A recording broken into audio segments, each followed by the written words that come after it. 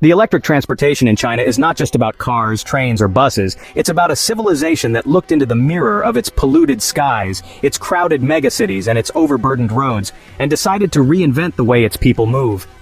By 2025, China was already recognized as the largest market for electric vehicles in the world. By 2030, the transformation became unstoppable. By 2040, the nation stood as the global symbol of clean mobility. And by 2050, its electric transportation ecosystem had rewritten the blueprint of how humanity thinks about travel. This journey is not a single invention or a single company's victory. It's the combined saga of engineers, policymakers, innovators, and ordinary citizens who embraced a new lifestyle. The Chinese electric transportation revolution stretches from the silent hum of an electric scooter in a narrow Beijing alleyway to the futuristic glide of a maglev hyperloop connecting Shanghai to Shenzhen in less than an hour. The story begins with the air, the breath of change. In the 2010s, China's biggest challenge was not how fast it could grow, but how fast it could breathe. Smog blanketed Beijing, Shanghai, Guangzhou, and Chengdu. Hospitals filled with children suffering from asthma. News reports described skies where the sun was barely visible. For China, the cost of rapid industrialization was clear. Air pollution was not only damaging health, but also weakening the country's long-term sustainability. The government, realizing that survival and prosperity depended on clean air, made an unprecedented decision. Electric transportation would no longer be a side project. It would be the backbone of the nation's future. Billions of yuan were poured into research, subsidies, and infrastructure. Charging stations sprouted like mushrooms after a summer rain. Factories that once built combustion engines pivoted to battery assembly lines. For the people, this was not just policy, it was personal. Every parent who watched their child cough in the winter smog understood why the future needed to be electric. By the early 2020s, companies like BYD, NIO, Xpeng, and Geely began to dominate not just Chinese streets but also global headlines. These were not copycat manufacturers anymore. They were pioneers, creating vehicles with longer ranges, faster charging times, and honestly smarter artificial intelligence than many Western competitors. Imagine a family in Shenzhen in 2025.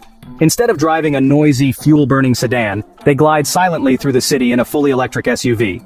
The car drives itself through intelligent traffic networks, dropping their children at school while calculating the most efficient route. And at night, the vehicle does not sleep. It plugs into the smart grid, balancing China's vast renewable energy system by storing excess solar and wind power. By 2030, electric vehicles were no longer a luxury. They were the default. Cities passed laws banning new combustion engine cars. Highways reserved lanes for autonomous electric vehicles only.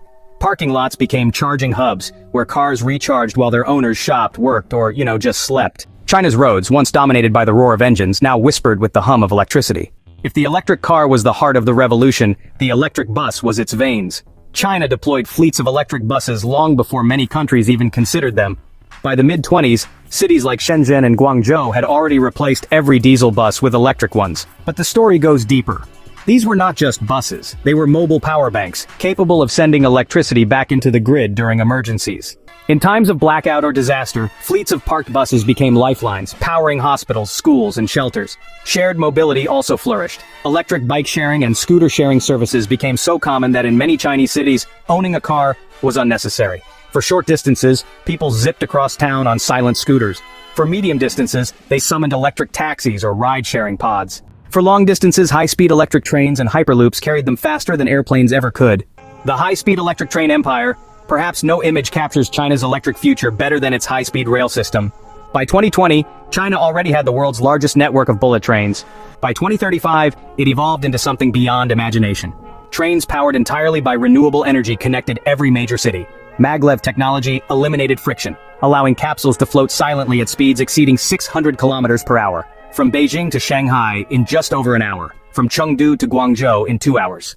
What airplanes once did with noise and emissions, electric trains now achieved with elegance and sustainability. The stations themselves became smart ecosystems. Solar rooftops, AI-driven scheduling, and seamless integration with urban mobility meant a traveler could step out of their home in a small town, board a regional electric shuttle, transfer to a high-speed maglev, and reach a mega-city center without ever touching a combustion engine. The railways were not just transportation, they were arteries of culture, commerce, and connectivity. But China did not stop with cars, buses, and trains. The skies became the next frontier. In the 2030s, China launched fleets of electric vertical takeoff and landing aircraft, or EVTOLs. These flying taxis turned congested cityscapes into networks of vertical mobility. Commuters in Beijing could travel from the financial district to the suburbs in just 10 minutes. Tourists in Shanghai soared over the skyline in quiet, zero-emission aircraft. Drones also redefined logistics. What once took delivery vans hours to transport, drones accomplished in just minutes. Medical supplies, fresh produce, and emergency equipment flew directly to people's doorsteps. Villages in remote mountains received medicines delivered by autonomous electric drones that braved storms, snow, and distance. By 2040, electric aviation was no longer experimental, it was mainstream. Airports redesigned themselves to accommodate fleets of battery-powered aircraft. Hydrogen fuel cells extended flight ranges, the skies buzzed with silent wings, carrying passengers and packages alike. Electric transportation in China did not exist in isolation. It was woven into the very fabric of smart cities.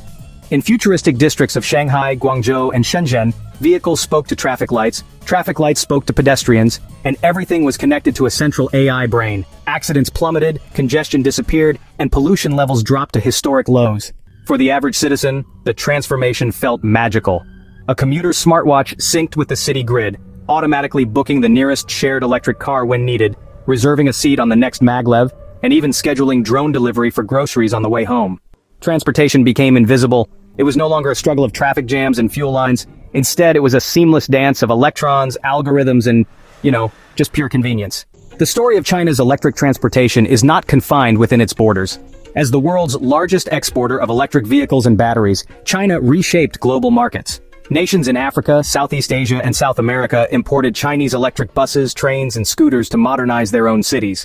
Even in Europe and North America, where skepticism once reigned, Chinese electric technology became indispensable. Batteries from Chinese factories powered cars worldwide. Charging standards set in Beijing influenced infrastructure from Paris to New York. What began as a national necessity turned into a global revolution.